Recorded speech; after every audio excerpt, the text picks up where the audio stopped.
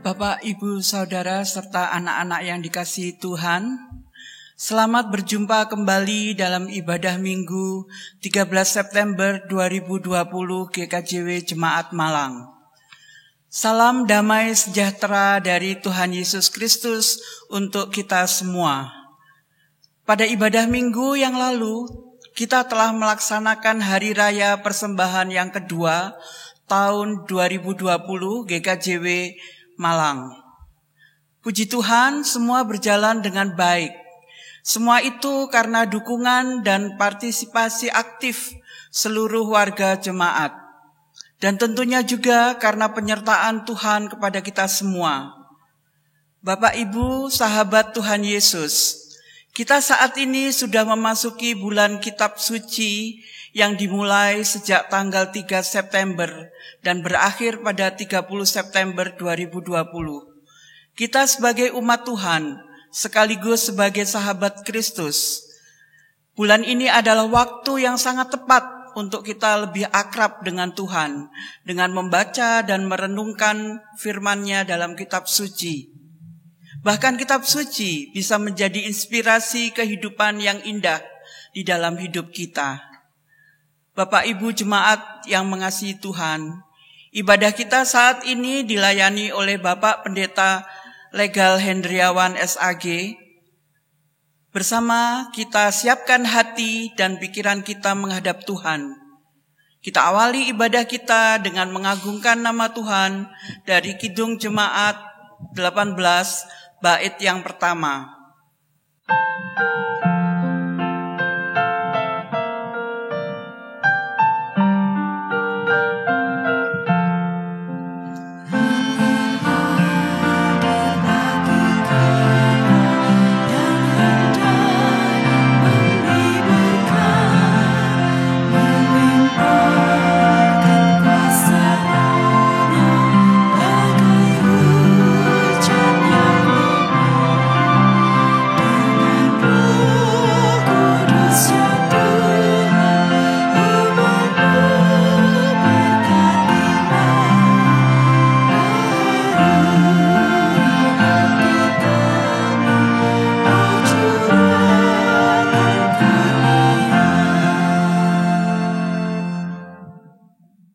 Bapak, Ibu, dan saudara-saudara dan anak-anak yang dikasihi dan yang mengasihi Tuhan, bersama-sama kita membangun ibadah pada saat ini.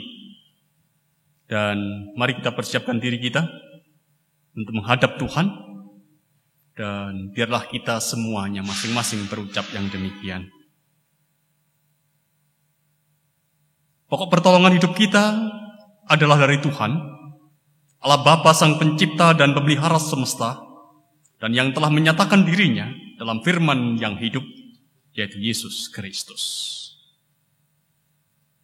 Rahmat dan damai sejahtera dari Allah Bapa dan Tuhan Yesus Kristus tercurah atas saudara-saudara jemaatnya. Amin. Bapak, Ibu, dan saudara-saudara yang dikasihi dan yang mengasihi Tuhan, tema ibadah kita pada saat ini kita terima dari Injil Markus pasal 14 ayat yang ke-29, bagian dari pernyataan Petrus ketika ia berhadapan atau ketika ia ada bersama dengan Yesus. Dituliskan kepada kita.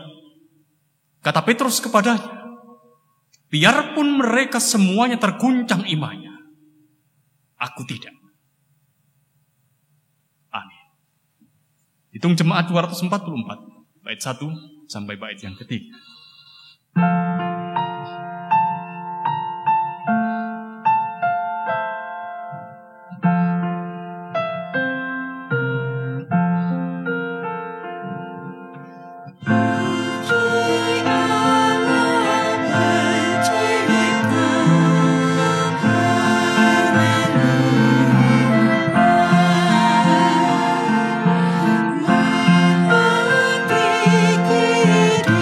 Surga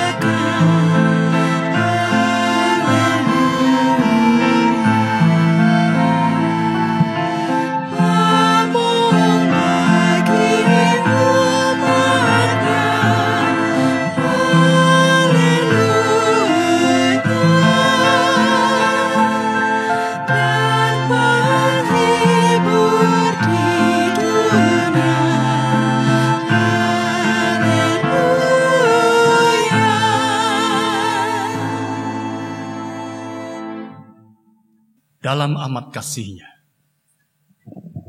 Itu adalah penggalan bait yang pertama dari apa yang kita ungkapkan dalam puji kita kepada Tuhan saat ini. Sebenarnya itu adalah sebuah pengakuan akan dalamnya kasih Allah pada manusia. Kedalaman kasih yang nyata dalam pengorbanan Yesus Kristus di kayu salib. Kita bisa bertanya, saudara-saudara, sudahkah kita mensyukuri cintanya? Sudah kita mensyukuri kedalaman dari cinta yang diberikan untuk kita? Benarkah kedalaman cintanya itu juga menyentuh kedalaman hati kita?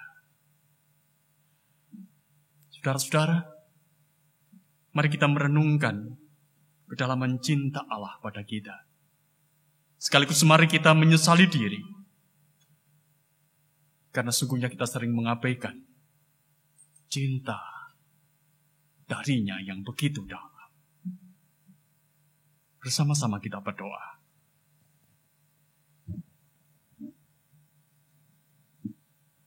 Tuhan, Engkau menciptakan dan melihara kami dalam cinta-Mu.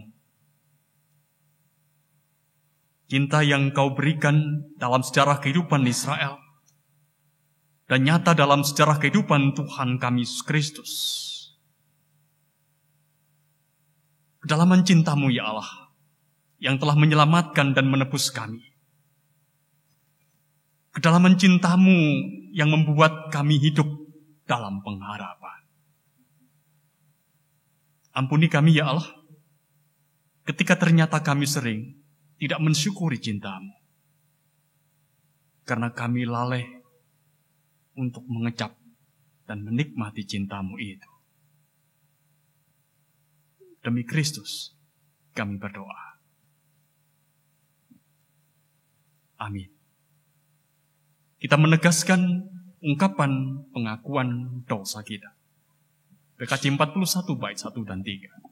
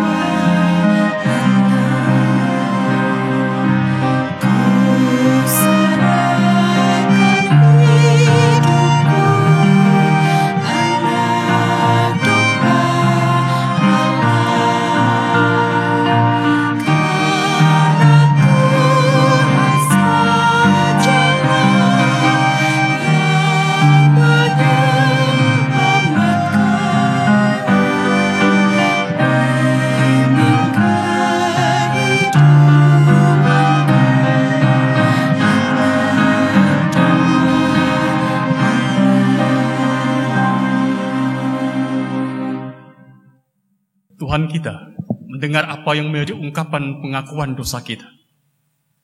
Saat ini Ia memberitakan kepada kita berita pengampunannya menurut Roma pasal 3 ayat 23 dan 24. Karena semua orang telah berbuat dosa dan telah kehilangan kemuliaan Allah, dan oleh kasih karunia telah dibenarkan dengan cuma-cuma karena penebusan dalam Kristus Yesus. Amin. Seiring dengan berita pengampunan ini, saudara-saudara, mari kita kembali agungkan Tuhan. Hitung jemaat 33, bait 2 dan 4.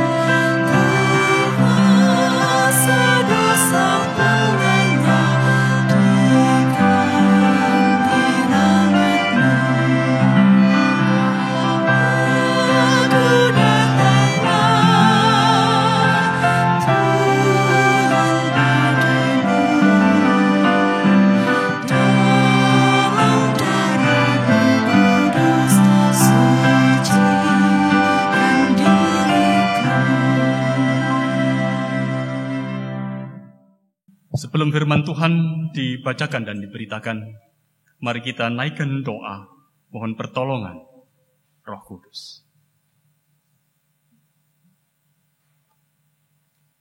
Ya Allah Roh Kudus, Roh yang membimbing hidup kami dalam kebenaran.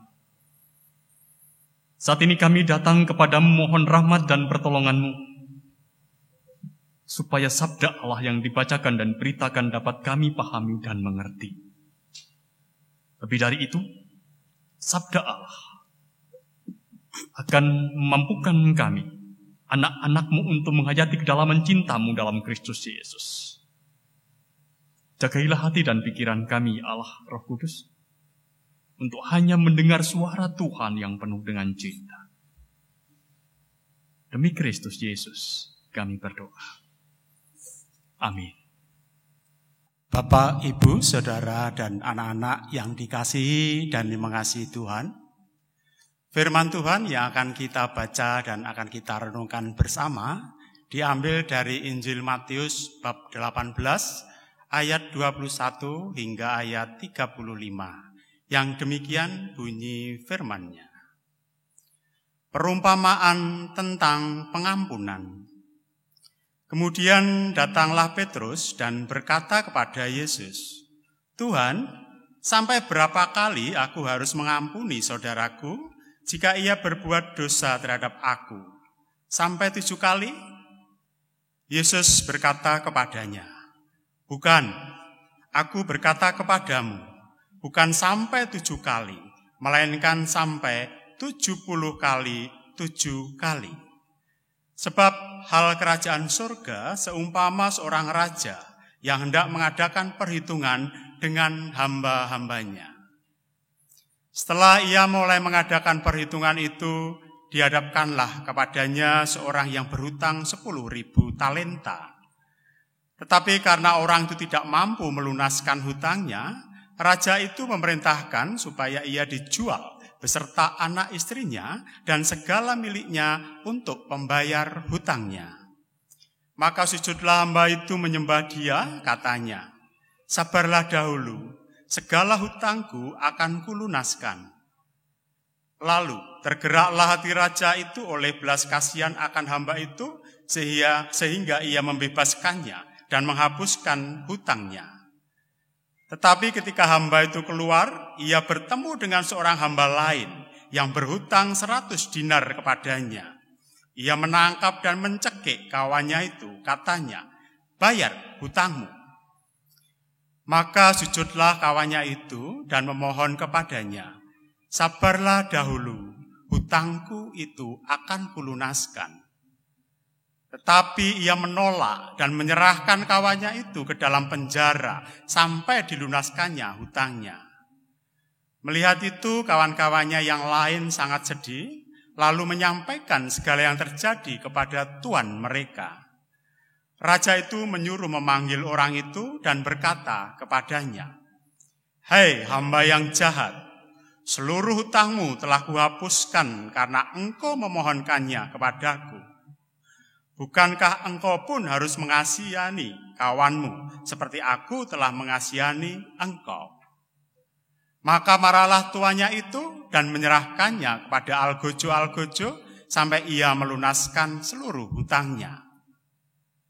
Maka Bapakku yang di surga akan berbuat demikian juga terhadap kamu, apabila kamu masing-masing tidak mengampuni saudaramu dengan segenap hatimu. Demikian kebenaran firman Tuhan.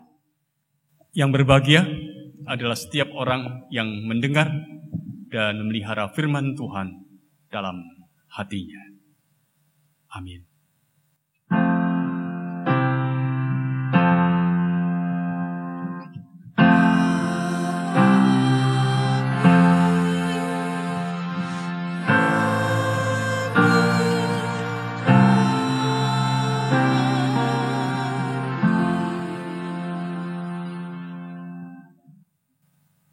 Bapak, Ibu, dan saudara-saudara, dan juga anak-anak yang dikasihi dan yang mengasihi Tuhan.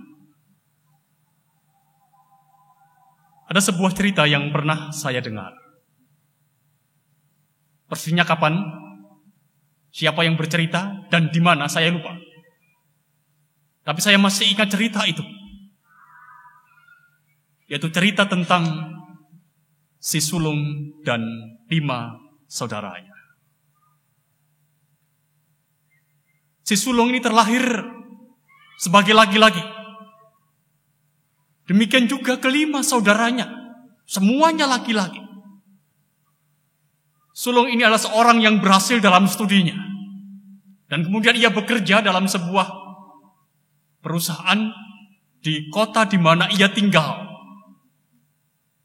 Demikian pula dengan adik-adiknya mengikuti jejaknya menjadi orang yang berhasil dalam studi dan pekerjaannya. Kecuali adiknya yang terakhir, yaitu si bungsu.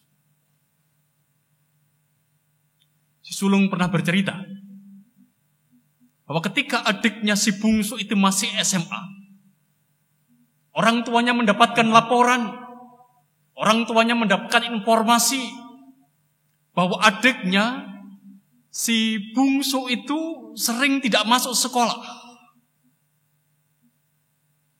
Di samping itu, si bungsu ini sering membuat situasi kehidupan di sekolah itu juga menjadi tidak nyaman. Hingga pada akhirnya sekolah hendak mengeluarkan si bungsu. Tapi saudara-saudara, orang tuanya datang. Orang tuanya memohon dengan sangat kepada kepala sekolah supaya memberi kesempatan kepada si bungsu. Dan memang pada akhirnya diberi kesempatan. Tapi 1 tahun setelah itu, saudara-saudara, si bungsu benar-benar dikeluarkan karena ia membuat ulah di sekolah dan mencemarkan nama sekolah. Dan akhirnya si bungsu pindah ke sekolah lain.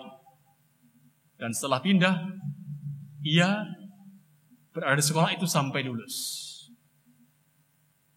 Selepas SMA, saudara-saudara, si bungsu ini melanjutkan kuliahnya di kota di mana ia ada. Hidup dan tinggal bersama dengan orang tuanya.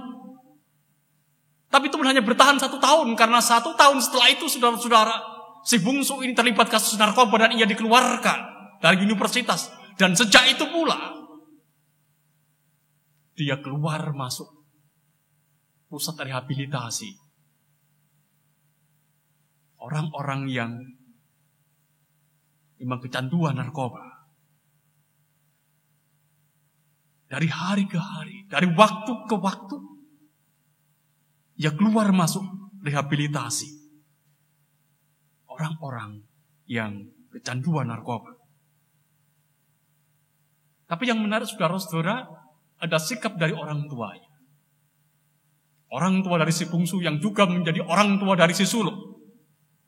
Orang tua selalu membela, orang tua selalu mendampingi, orang tua selalu mendorong, orang tua selalu melindungi, orang tua selalu membawa dan memungkinkan si bungsu ini mengalami perubahan hidup dan menyelesaikan studinya. Hingga pada akhirnya saudara-saudara, beberapa tahun belakangan, si bungsu ini menjadi tenang. Kemudian ia bisa menyelesaikan studinya. Dan ia lulus sarjana S1 dalam usia 32 tahun. Ketika acara wisuda dilakukan, si sulung hadir. Artinya kakak tertuanya hadir. Pada saat upacara wisuda ini saudara-saudara sedang berlangsung, si sulung meneteskan air matanya dan ia berkata, tiba-tiba saya sadar bahwa orang tua saya begitu mencintai saya. Itu yang diungkapkan. Tiba-tiba saya sadar orang tua saya begitu mencintai saya. Bila saya hidup seperti si bungsu, saya yakin mereka pasti berbuat yang sama kepada saya. Mereka pasti akan mengasihi saya. Mereka pasti akan mengampuni saya. Mereka pasti akan mendorong saya. Mereka pasti akan memungkinkan saya untuk pada akhirnya kembali mendapatkan hidup dan perubahan ke arah yang baik. Bapak, Ibu, dan saudara-saudara, dan anak-anak yang dikasihi dan yang mengasihi Tuhan. Cerita ini mau mengatakan pada kita bahwa pengampunan itu adalah hal yang esensial di dalam kehidupan. Hidup itu harus dirawat, hidup itu harus dihidupi dengan pengampunan. Tanpa pengampunan, saudara-saudara, hidup itu akan bergerak liar. Tanpa pengampunan, kita bisa bayangkan apa yang akan terjadi atas kehidupan si bungsu yang liar itu. Tanpa kasih yang terwujud dalam pengampunan, apa yang akan terjadi atas kehidupan si bungsu? Kita tak bisa membayangkan. Akhir dari kisah itu, seandainya dalam keluarga itu, orang tua tidak menunjukkan pengampunan yang besar kepada anaknya. Pengampunan, saudara-saudara, itu menjadi hal yang paling mendasar dalam kehidupan kita, dan bentuk yang paling jelas dari pengampunan itu adalah kasih yang terus diberikan. Bapak, Ibu, dan saudara-saudara yang dikasihi dan yang mengasihi Tuhan, dan anak-anak yang terkasih di dalam nama Tuhan Yesus, Petrus nampaknya tahu betapa pentingnya pengampunan itu. Ia bertanya kepada Tuhan Yesus dalam bacaan kita. Ayat yang ke-21. Kemudian datanglah Petrus dan berkata kepada Yesus, Tuhan, sampai berapa kali aku harus mengampuni saudaraku jika ia berbuat dosa terhadap aku? Sampai 7 kali? Demikian yang diungkapkan oleh Petrus. Ia bertanya, sampai berapa kali aku harus mengampuni saudaraku jika saudaraku berbuat dosa kepadaku? Sampai 7 kali. Ia mengusulkan itu kepada Tuhan Yesus. 7 kali, saudara-saudara, adalah angka yang sempurna. 7 kali itu adalah angka yang tinggi dalam perhitungan bagaimana seorang mengampuni orang lain dalam tradisi kehidupan orang-orang Yahudi. Ada indikasi, saudara-saudara, batas pengampunan itu hanya diberikan 3 kali. Kalau panjenengan baca kitab Amos pasal 1 ayat yang ketiga, di sana nampak sekali bagaimana sungguhnya pengampunan itu dalam tradisi perjanjian lama itu hanya diberikan 3 kali. Sedangkan Petrus mengatakan 7 kali. Dia berharap bahwa Tuhan Yesus setuju dengan apa yang menjadi usulannya. Dia berharap bahwa Tuhan Yesus kagum dengan apa yang menjadi usulannya karena ia tahu betapa pentingnya pengampunan itu untuk kehidupan banyak orang, untuk kehidupan manusia, untuk kebersamaan sebagai pribadi-pribadi yang hidup, sebagai keluarga dan masyarakat. Dia berharap saudara-saudara, dia akan mendapatkan tepuk di bahu dari Tuhan Yesus tentunya. Tapi saudara-saudara, Tuhan Yesus pada saat itu tidak terkesan dengan apa yang diungkapkan oleh Petrus. Memang Petrus tahu betapa pentingnya pengampunan itu. Tapi Tuhan Yesus tahu lebih dibandingkan dengan Petrus. Oleh karena itu ia tidak menyetujui apa yang diungkapkan oleh Petrus. Bahkan Tuhan Yesus mengatakan kepada Petrus pada saat itu, Yesus berkata kepadanya, "Bukan aku berkata kepadamu, bukan sampai 7 kali, melainkan sampai 70 kali 7 kali. 70 kali 7 kali. Itu yang diungkapkan. Angka yang sangat banyak. Angka yang sangat banyak. Selanjutnya saudara-saudara, menegaskan apa yang menjadi pengajaran itu, Tuhan Yesus memberikan sebuah perumpamaan. Ada seorang hamba yang berhutang pada seorang raja. Utang ini bukan utang yang kecil, tapi utang yang sangat besar, dikatakan 10.000 talenta. Ia berhutang 10.000 talenta. Padahal kita tahu saudara-saudara, dalam konteks sejarah pada saat itu, anggaran provinsi-provinsi di Galilea yang berada di bawah kekuasaan Romawi, itu kisarannya hanya 300 sampai 600 talenta. Jadi anggaran provinsi itu hanya 300 sampai 600 talenta. Sedangkan hutang ini 10.000 talenta. Kita bisa bayangkan, hutang ini pasti tidak terbayar oleh seorang hamba. Pasti tidak akan terbayar, sepanjang hidupnya tidak akan terbayar. Tapi ketika ia harus mengembalikan hutang itu kepada raja, pada saat itulah kemudian sang hamba mengatakan, "Beri aku kesempatan, aku tidak punya uang." Dan pada akhirnya dibebaskan. Hutang sebesar itu dibebaskan. Hutang sebesar itu, hutang yang seharusnya tidak terbayarkan itu dibebaskan oleh sang raja. Ayat yang menjadi bacaan kita menyatakan dengan jelas bahwa sang raja tergerak hatinya oleh belas kasihan. Ayat yang ke-27, lalu tergeraklah hati raja itu oleh belas kasihan oleh hamba itu, sehingga ia membebaskannya dan menghapuskan hutangnya. Hutang yang sangat besar itu dihapuskannya. Tapi mendadak saudara-saudara, ketika ia mendapatkan bebasan itu, ia keluar.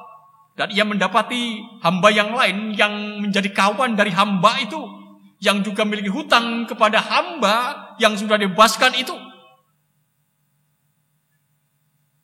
Dan ia meminta supaya hamba yang lain itu melunasi hutangnya kepada dirinya. Tapi apa yang terjadi saudara-saudara? Hutang yang kecil itu, hutang yang tidak besar itu dianggap besar. Oleh karena itu, oleh hamba raja itu, dijebloskannya temannya itu ke dalam penjara. Ayat 29 dan 30 menuliskan kepada kita, maka sujudlah kawannya itu memohon kepadanya, "Sabarlah dahulu, hutangku itu akan kulunasi." Tetapi ia menolak dan menyerahkan kawannya itu ke dalam penjara sampai dilunaskannya hutangnya. Itu yang diungkapkan kepada kita. Melihat itu saudara-saudara, kemudian kawan-kawannya mengadukan peristiwa itu kepada raja, dan pada akhirnya raja mengetahui dan raja kemudian menjadi marah dan kemudian membawa dan menyerahkan hamba yang sudah dibebaskan itu ke tangan Agustus supaya mereka melunasi hutangnya. Dan Tuhan Yesus saudara-saudara menyimpulkan pengajarannya tentang pengampunan itu. Di dalam bagian ayat yang ke-35, maka Bapakku yang di sorga akan berbuat demikian juga terhadap kamu, apabila kamu masing-masing tidak mengampuni saudaramu dengan segenap hati. Kesimpulan Tuhan Yesus, saudara-saudara, mengapa kita harus mengampuni? Karena kita adalah pendosa yang sudah diampuni. Dosa kita itu, saudara-saudara, seperti hutang dari hamba raja. Hutang yang sangat besar yang tak mungkin terlunasi. Walaupun kita berupaya sedemikian rupa untuk melalui sepanjang hidup kita. Dosa itu terlalu besar, hutang itu terlalu besar. Tapi ingat, Sang Raja membebaskan. Allah mengampuni dosa kita. Oleh karena itu, orang percaya diperintahkan untuk melakukan hal yang sama kepada orang lain, yaitu mengampuni. Bapak, Ibu, dan saudara-saudara yang dikasihi dan yang mengasihi Tuhan, kita ini mengampuni orang lain karena kita telah diampuni. Dan karena kita telah diampuni, kita tahu bahwa kita ini dicintai. Dan bila kita tahu bahwa kita dicintai, maka kita juga bisa mencintai orang lain. Dengan cara apa? Dengan cara mengampuni orang lain. Petrus, saudara-saudara, adalah salah satu contoh terbaik atas prinsip ini. Kita mengetahui, selama masa pelayanan bersama dengan Tuhan Yesus, Petrus itu adalah seorang pribadi yang haus cinta, haus kasih sayang Tuhan Yesus. Ia selalu mencoba untuk mencari pengakuan dari Tuhan Yesus tentang siapa dirinya, baik dengan apa yang dikatakan ataupun juga apa yang dilakukannya. Petrus ingin diakui oleh Yesus bahwa dirinya lebih dibandingkan dengan orang lain. Kita ingat tema ibadah kita tadi, saudara-saudara, di dalam Injil Markus pasal 14 ayat 29, ungkapan Petrus dengan sangat jelas ingin menegaskan bahwa dirinya ingin diakui oleh Yesus. Ia berkata, kata Petrus kepadanya, biarpun mereka semuanya terguncang imannya, aku tidak. Biarpun mereka semua terguncang, aku tidak. Aku kok. Itu yang ingin diungkapkan kepada Tuhan Yesus oleh Petrus pada saat itu. Sering sekali dia mengungkapkan itu. Ketika ia di atas perahu, di danau yang diombang-ambingkan oleh gelombang yang besar, dan Tuhan Yesus ada di tempat itu. Tuhan Yesus berjalan di atas air, kemudian apa yang dikatakan Petrus pada saat itu? Suruhlah aku datang kepadamu berjalan di atas air. Ia ingin menjadi lebih dibandingkan dengan yang lain di hadapan Tuhan Yesus. Termasuk juga dalam bacaan kita, mengapa ia mengusulkan pengampun lebih dari 3 kali, 7 kali begitu. Ia ingin diakui lebih dibandingkan dengan orang lain, dibandingkan dengan murid-murid yang lain. Namun dalam kenyataannya, saudara-saudara, Petrus justru berulang kali gagal. Berulang kali gagal. Terutama saat dia menyangkal Tuhan Yesus 3 kali. Namun saudara-saudara, setelah kebangkitan Yesus, Petrus diterima kembali dengan kasih oleh Tuhan Yesus. Dan pada saat itu saudara-saudara, Tuhan Yesus bertanya kepada Simon, kepada Petrus, apakah engkau mengasihi aku lebih dari mereka? Begitu. Apakah engkau mengasihi aku lebih dari mereka? Itu yang pertanyaan pertama yang diungkapkan Tuhan Yesus kepada Simon, pada Petrus pada saat itu. Setelah peristiwa kebangkitannya, lebih dari mereka. Dan apa yang dikatakan oleh Petrus? Dia menjawab, benar Tuhan. Engkau tahu aku mengasihi engkau. Engkau tahu aku mengasihi engkau. Dia tidak berani menjawab, aku mengasihi engkau lebih dari mereka. Dia tidak berani. Karena dia sadar. Ia tahu bahwa dirinya sering gagal. Ia tahu bahwa dirinya sungguh-sungguh dicintai oleh Tuhan Yesus, saudara-saudara. Oleh karena ia menjawab, benar Tuhan, kau tahu aku mengasihi engkau. Dia tidak menjawab, benar Tuhan, aku mengasihi engkau 5 kali atau 10 kali lebih dibandingkan dengan mereka. Dia tidak menjawab itu. Petrus tidak mengatakan itu lagi. Petrus, saudara-saudara, yang telah diampuni itu tahu bahwa dirinya dicintai oleh Tuhan Yesus. Petrus tahu bahwa dirinya sungguh dicintai oleh Tuhan Yesus, maka ia tidak perlu bersaing dengan orang lain. Bila orang lain itu mengasihi Tuhan Yesus, itu hal yang baik. Satu hal yang penting bagi Petrus, saudara-saudara, bahwa ia sungguh-sungguh merasa bahwa dirinya dicintai oleh Tuhan Yesus. Itu cukup bagi dirinya. Ia tahu bahwa Tuhan Yesus dalam cintanya telah mengampuninya. Bapak, Ibu, dan saudara-saudara yang dikasihi dan yang mengasihi Tuhan, satu hal terpenting bagi kita di dalam kehidupan kita untuk melihara dan menghidupi kehidupan ini adalah melihara dan menghidupinya dengan pengampunan. Mengampuni saudara-saudara itu memerdekakan diri kita dan memerdekakan kehidupan orang lain. Sekali lagi, saudara-saudara, perlu kita ingat, pengampunan itu membebaskan diri sendiri dan orang lain. Perbedaan besar antara Tuhan Yesus dan orang-orang Farisi atau para pemimpin Yahudi pada saat itu, saudara-saudara, bahwa Tuhan Yesus itu, saudara-saudara, adalah pribadi yang selalu ingin membebaskan orang lain dari masa lalu. Jadi Tuhan Yesus itu adalah pribadi yang selalu ingin membebaskan orang lain dari masa lalunya yang buruk, masa lalunya yang berdosa, masa lalunya yang kelam. Itu adalah keinginan Tuhan Yesus. Sedangkan pemimpin Yahudi pada satu orang-orang Farisi justru mereka itu mengikat orang lain dengan masa lalu mereka. Sehingga mereka menyebut, oh itu pendosa, oh itu pelacur, oh itu pemungut cukai. Yang sebenarnya itulah masa lalu mereka. Saudara-saudara yang dikasihi dan yang mengasihi Tuhan, kalau kita mengingat kembali bahwa si sulung itu mengalami cinta orang tuanya yang penuh pengampunan yang nyata dalam kehidupan si bungsu.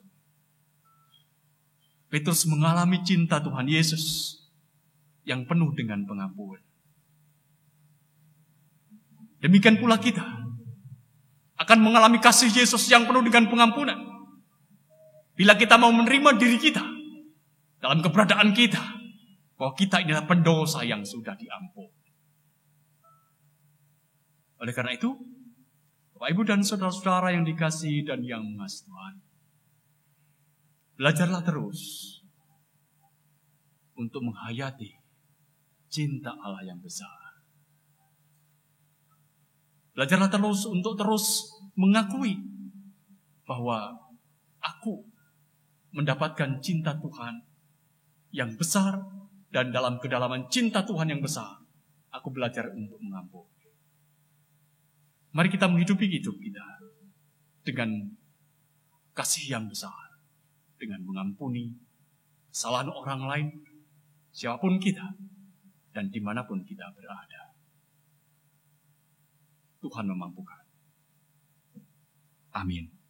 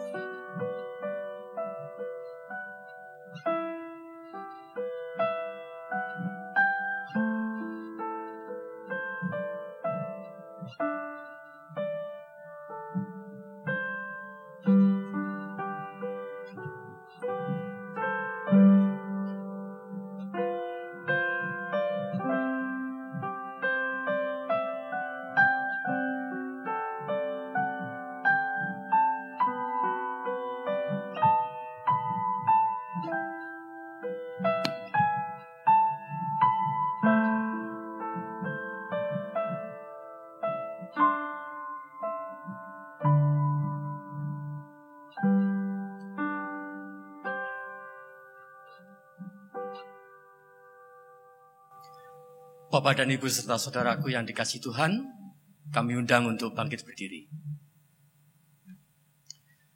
Bersama dengan orang percaya di seluruh muka bumi, mari kita memperbaharui iman kita dengan mengikrarkan pengakuan iman rasuli yang demikian. Aku percaya kepada Allah Bapa yang Maha Kuasa, Khalik langit dan bumi, dan kepada Yesus Kristus, Anaknya yang tunggal Tuhan kita, yang dikandung daripada Roh Kudus, lahir dari darah Maria, yang menderita di bawah pemerintahan Pontius Pilatus, disalibkan, mati dan dikuburkan, turun ke dalam kerajaan maut. Pada hari yang ketiga, bangkit pula dari antara orang mati, naik ke surga, duduk di sebelah kanan Allah, Bapa yang Maha Kuasa, dan akan datang dari sana untuk menghakimi orang yang hidup dan yang mati. Aku percaya kepada Roh Kudus, gereja yang kudus dan am, persekutuan orang kudus, pengampunan dosa, kebangkitan daging, dan hidup yang kekal. Amin. Bapak Ibu dan saudara-saudara dan anak-anak yang dikasihi dan yang mengasihi Tuhan, kita akan terima persembahan pujian dari saudari kita, saudari Ike, dengan judul Ku Kagum Hormat Akan Engkau.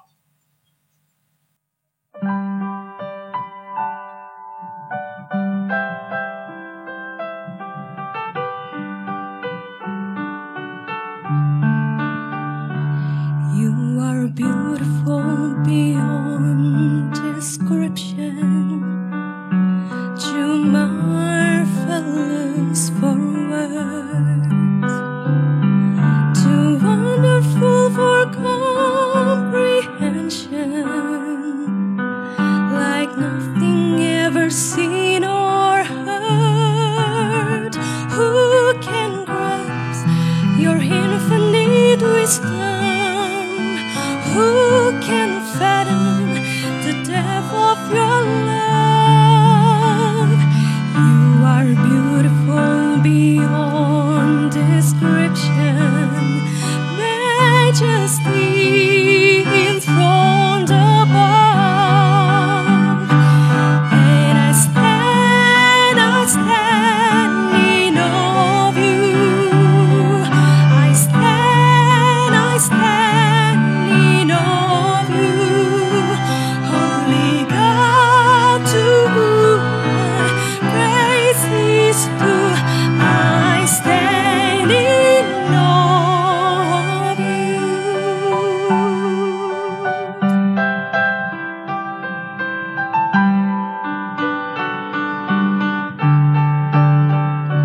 Kau sungguh indah tiada taranya, sungguh menakjubkan,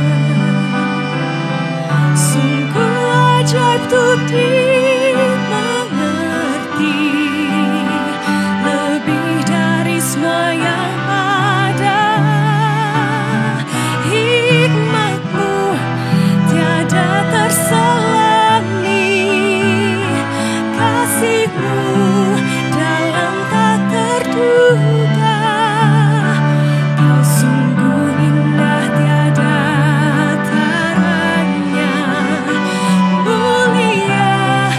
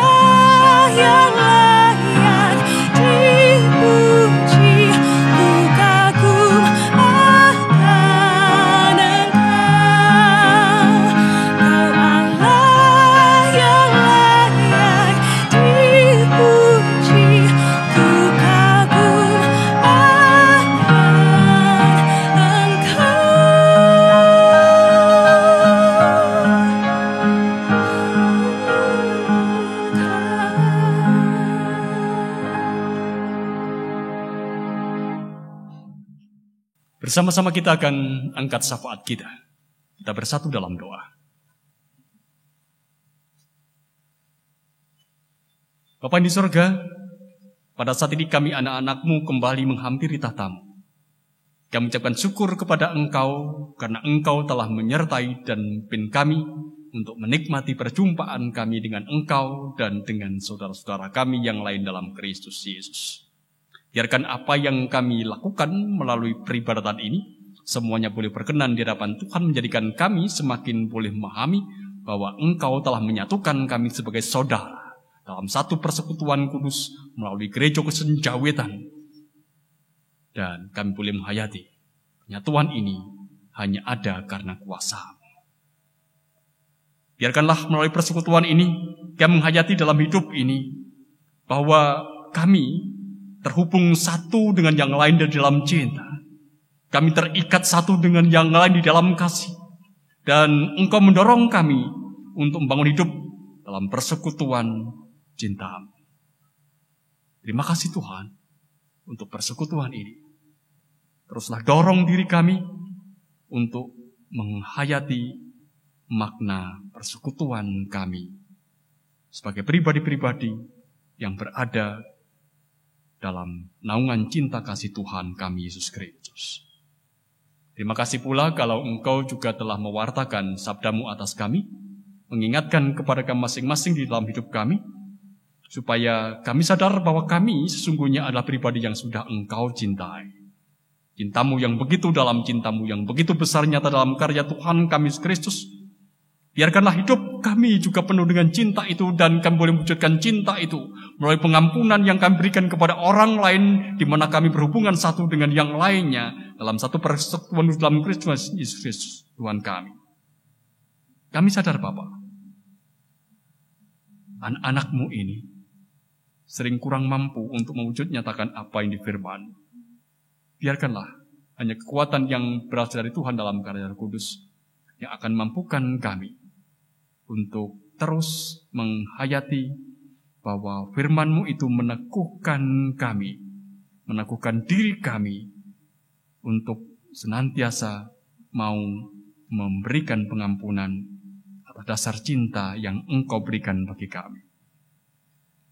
Terima kasih pula kalau Engkau memberikan kesempatan bagi kami, jemaat-Mu di tempat ini, untuk memasuki bulan kitab suci. Doronglah kami dan terus ajari kami untuk mencintai kitab suci. Doronglah kami untuk belajar, membaca dan merenungkan apa ini firman-Mu, sehingga firman-Mu itu sungguh-sungguh akan menjadi inspirasi yang terbaik atas hidup kami, dan kami melangkah didasarkan atas terang firman-Mu itu. Engkau yang akan mendorong kami, siapapun kami, dewasa dan anak-anak, untuk terus percaya bahwa melalui firman yang kami baca dan kami renungkan, kami akan semakin menjadi dewasa dalam pengenalan yang benar tentang Yesus Tuhan kami. Bapa, perkenankan pada saat ini kami juga berdoa untuk saudara-saudara kami yang ada dalam pergumulan. Kami berdoa untuk saudara kami yang sakit, Tuhan yang akan menyembuhkan, Tuhan yang akan berikan kekuatan.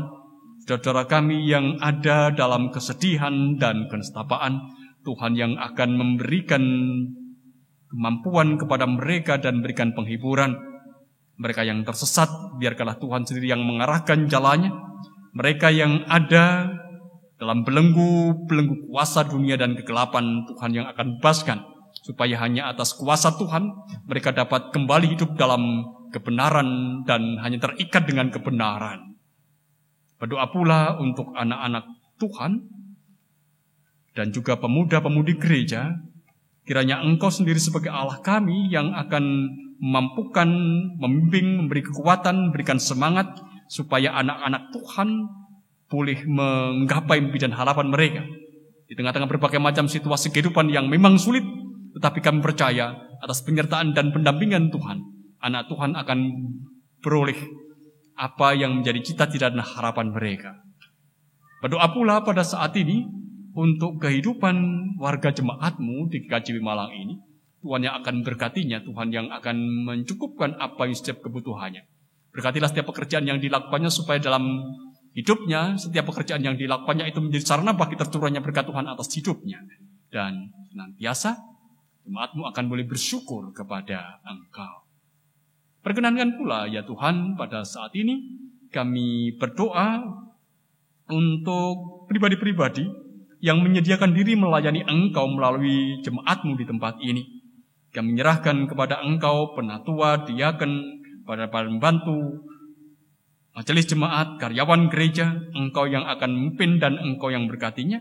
Dan biarlah melalui pelayanannya gereja Tuhan akan semakin boleh bertumbuh.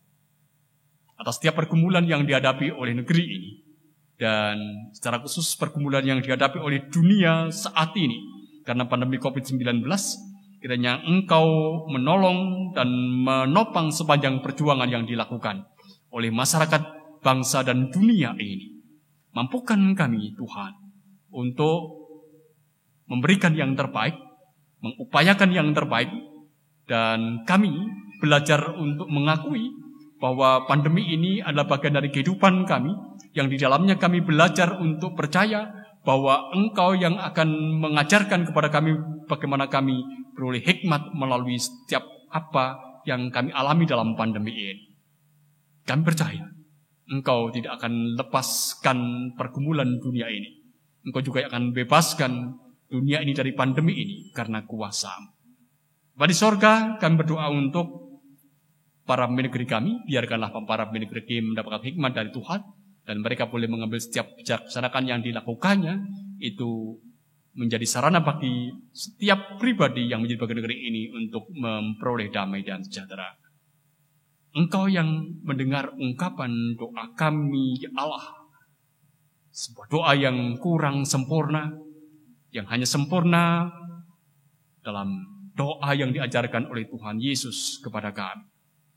Bapa kami yang di sorga, dikuduskanlah nama-Mu, datanglah kerajaan-Mu, jadilah kehendak-Mu di bumi seperti di sorga.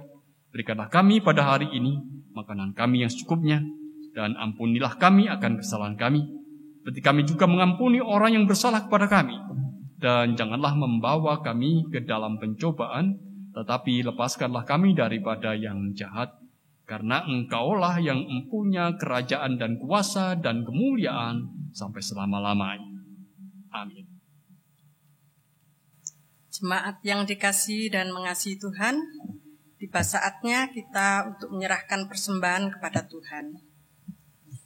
Bukan besar kecilnya persembahan yang kita serahkan kepadanya, tetapi semangat kita untuk terus bersyukur kepada Tuhan dalam segala hal. Jemaat yang terkasih, firman Tuhan yang mendasari persembahan kita diambil dari Injil Matius pasal 6 ayat yang ke-19 sampai dengan 21 yang demikian. Janganlah kamu mengumpulkan harta di bumi. Di bumi ngengat dan karat merusakkannya, dan pencuri membongkar serta mencurinya. Tetapi kumpulkanlah bagimu harta di sorga. Di sorga ngengat dan karat tidak merusakkannya, dan pencuri tidak membongkar serta mencurinya. Karena di mana hartamu berada, di situ juga hatimu berada. Bersamaan dengan kita mengumpulkan persembahan yang sudah kita siapkan, kita pujikan pelengkap Kidung Jemaat atau PKJ 145, bait yang pertama dan kedua.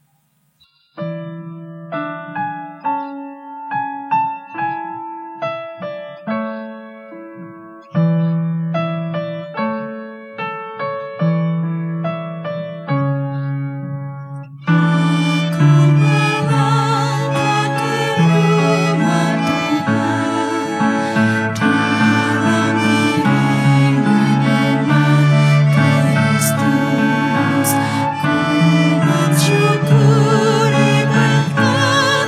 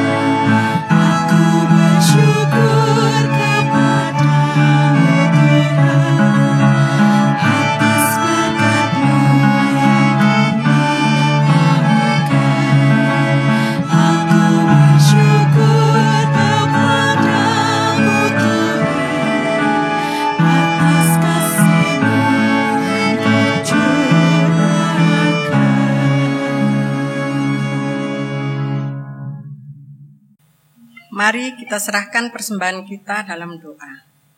Mari kita berdoa. Segala hormat, puji dan syukur kami naikkan kepadamu, ya Tuhan Allah, pencipta langit dan bumi. Kami sungguh mengucap syukur atas segala berkat dan karunia Tuhan Yesus yang telah mewujudkan sukacita bagi kehidupan kami. Walaupun sebenarnya berkat yang kami terima tidak setimpal dengan perbuatan dan pelayanan kami, tetapi Tuhan tetap setia memelihara hidup kami. Tuhan, saat ini kami menyerahkan persembahan. Terimalah dan berkatilah persembahan kami, agar benar-benar bermanfaat bagi pelayanan kasih dan terwujudnya kerajaan-Mu di gereja kami. Berkat Tuhan yang masih ada pada kami, tolong Tuhan berkati juga agar dapat mencukupi kebutuhan hidup kami. Demikian juga bagi para pengelola persembahan, tolong Tuhan berkati dengan roh hikmat dan rasa takut akan Tuhan. Saat ini kami juga berterima kasih atas firman-Mu yang sudah kami dengar. Berkati kami agar kami bisa menjalankannya dalam hidup kami, sehingga kami menjadi pelaku firman-Mu yang baik. Demikian ucapan syukur dan doa kami yang kami naikkan hanya di dalam Tuhan kami Yesus Kristus, Tuhan Juru Selamat dan Penolong kami yang hidup. Amin. Jemaat kekasih Tuhan, undurlah dari pertemuan ibadah kita, pulanglah dan hiduplah dalam keseharian kita. Ingatlah, engkau diutus untuk mewartakan kabar kesukacitaan bagi dunia. Belajarlah untuk mewartakannya dengan menyatakan kasih dan pengampunan. Teruslah hayati dalam hidupmu, engkau dikasihi, engkau diampuni Tuhan. DKJ 258 bait 1 dan bait yang kedua. Selalu dekat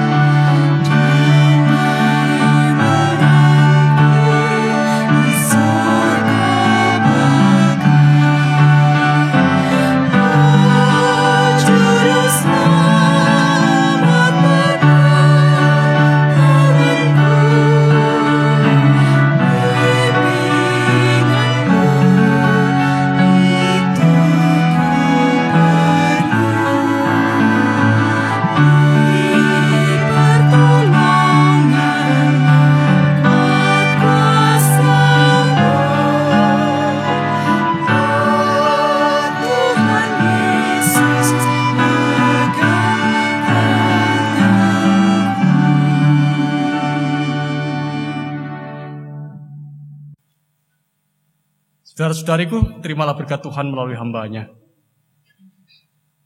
Tuhan berkati engkau dan melindungi engkau. Tuhan menyinari engkau dengan wajah-Nya dan beri engkau kasih karunia. Tuhan menghadapkan wajah-Nya kepadamu dan beri engkau damai sejahtera. Amin.